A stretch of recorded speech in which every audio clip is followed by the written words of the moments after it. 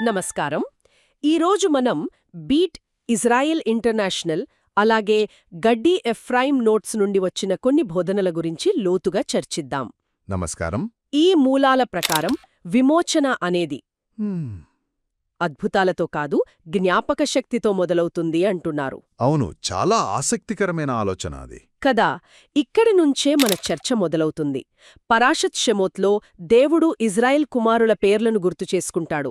అసలు ఒకరి పేరుకు వారి విధికి మధ్య సంబంధమేంటి? ఇది చాలా కీలకమైన ప్రశ్న. పేరు కేవలం పిలవడానికి వాడే పదం కాదు.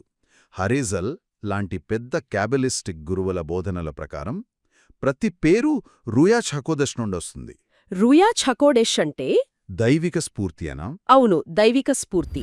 బీట్ ఇజ్రాయేలు దీన్ని ఆత్మ యొక్క ఫ్రీక్వెన్సీ అని చాలా అందంగా వర్ణిస్తోంది. ఫ్రీక్వెన్సీ? అద్భుతంగా ఉందా పోలిక? అంటే రేడియో ఫ్రీక్వెన్సీ లాగానా? ఖచ్చితంగా. ఒక రేడియో సరైన ఫ్రీక్వెన్సీకి ట్యూన్ చేసినప్పుడు మాత్రమే పాట స్పష్టంగా వినిపిస్తుంది కదా, అలాగే ఒక వ్యక్తి తన నిజమైన పేరు లేదా ఉద్దేశ్యంతో అనుసంధానమైనప్పుడు వారి జీవితం సార్థకమవుతుంది. సరిగ్గా చెప్పారు. అదే అంటే మనం మన అసలు ఉద్దేశ్యాన్ని మరచిపోయినప్పుడు, ఆ ఫ్రీక్వెన్సీని కోల్పోయినప్పుడు మనం ప్రవాసంలో ఉన్నట్టేనా? గడ్డి ఎఫ్రాయిం నోట్స్ చెప్పేది కూడా ఇదేనా? అవును. ప్రవాసమంటే కేవలం భౌగోళికంగా ఒకచోట నుండి వెళ్ళిపోవడం కాదు. మనల్ని మనం మర్చిపోవడమే అసలైన ప్రవాసం. దాన్ని తిరిగి గుర్తు చేసుకోవడమే విమోచనకు మొదటి అడుగు అన్నమాట. అదే. సరే, ఈ ఆత్మ ఫ్రీక్వెన్సీ అనే ఆలోచన మన అంతర్గత ప్రపంచం గురించి చెబుతోంది. మరి మండే పొదలాంటి భౌతిక సంకేతాల గురించి ఈ బోధనలేం చెబుతున్నాయి? మంచి పాయింట్. మోషే తన పిలుపును కనుగొన్నది అక్కడే కదా. ఈ రెండింకి మధ్య ఏదైనా సంబంధముందా? తప్పకుండా ఉంది. ఆ మండే పొద కేవలం కంటికి కనిపించే అద్భుతం కాదు, అదొక ప్రతీక. ప్రతీక? దేనికి? బోధనల ప్రకారం అది 5 పొరల దైవిక చైతన్యాన్ని సూచిస్తుంది. పొద అనేది సృష్టికి చిహ్నమనుకుంటే, దానిలో మండుతున్న అగ్ని ఆ సృష్టిలోని ఉన్న దైవిక శక్తికి చిహ్నం. అది పొదను కాల్చేయట్లేదు, గమనించారా? కేవలం ప్రకాశింపజేస్తోంది. అవును. దేవుడు ఒక సాధారణ ముళ్లపొదను ఎంచుకోవడం వెనుక కూడా ఏదో సందేశం ఉండి ఉంటుంది. ఉంది. ఆయన ఉనికి అత్యంత సాధారణ విషయాలలో కూడా ఉంటుంది అని చెప్పడమే ఆ సందేశం. 5 పొరల చైతన్యమన్నారు కదా. ఆ 5 శక్తులలో మన రోజువారీ జీవితానికి సులభంగా అన్వయించుకోగలిగేదేదైనా ఉందా? ఉన్నాయి. ఉదాహరణకు 1 హోడ్. హోడ్ అంటే మన జీవితంలో ఎంత గందరగోళం, బాధ ఉన్నప్పటికీ మన లోపల ఒక పవిత్రమైన జ్వాల మండుతూనే ఉంటుందని నమ్మడం. అంతర్గత చీకటి మధ్య పవిత్రతను కాపాడుకోవడమన్నమాట. సరిగ్గా అదే. మరొకటి గెవురా.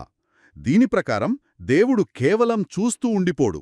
ప్రవాసంలో ఉన్న ఇజ్రాయేల్తో పాటు ఆయన కూడా బాధపడతాడు. అంటే మన కష్టాలలో దైవశక్తి మనతోనే ఉంటుందని అర్థం చేసుకోవాలా? అవును. ఆ మండే పొదలోనే అగ్నిలాగే ఆ శక్తి మనల్ని కాల్చేయడానికి కాదు, మనకు దారి చూపడానికే ఉంటుంది. అద్భుతం.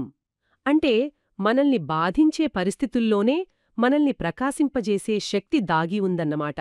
అదే దాని సారాంశం. మొత్తానికి ఈ 2 భావనలు, పేరు అనే ఫ్రీక్వెన్సీ, ఆరో మండే పొద అనే అంతర్గత శక్తి ఎలా కలుస్తాయి? గడ్డి ఎఫ్రాయిం నోట్స్ ప్రకారం ఆ మండే పొద ప్రతి ఒక్కరి ఆత్మ పిలుపుకు అద్దం పడుతుంది. ఎప్పుడైతే ఒక వ్యక్తి తన పేరును తన ఫ్రీక్వెన్సీని తిరిగి కనుగొంటాడో, ఈ దైవిక అగ్ని అతన్లో ప్రకాశించడం మొదలవుతోంది. అప్పుడు బాధ నుండి పవిత్రతను బయటకు తీసుకురాగలరు. ఈరోజు చర్చలో మనం విమోచన, అస్తిత్వం, దైవిక ఆవిష్కరణ గురించి చాలా లోతైన విషయాలు తెలుసుకున్నాం. పేరు కేవలం ఒక పదం కాదు, అది మన ఆత్మ యొక్క ఫ్రీక్వెన్సీ. అవును. మండే పొద బయట జరిగిన అద్భుతం కాదు, అది మనలోనే ఉన్న దైవిక కాంతికి ప్రతీక. ఖచ్చితంగా. ఈ విశ్లేషణ తర్వాత ఆలోచించాల్సిన విషయం ఒకటుంది. ఈ మూలాల ప్రకారం ఒక వ్యక్తి తన పేరును గుర్తుంచుకున్నప్పుడు అతని పరిమితుల ప్రపంచం, అతని ఈజిప్ట్ కరిగిపోవడం మొదలవుతుంది. మరి మనల్ని పరిమితం చేస్తున్న మన వ్యక్తిగత ఈజిప్ట్ నుండి బయటపడటానికి మనం గుర్తుంచుకోవాల్సిన మన నిజమైన పేరు లేదా ఉద్దేశ్యం ఏమిటి?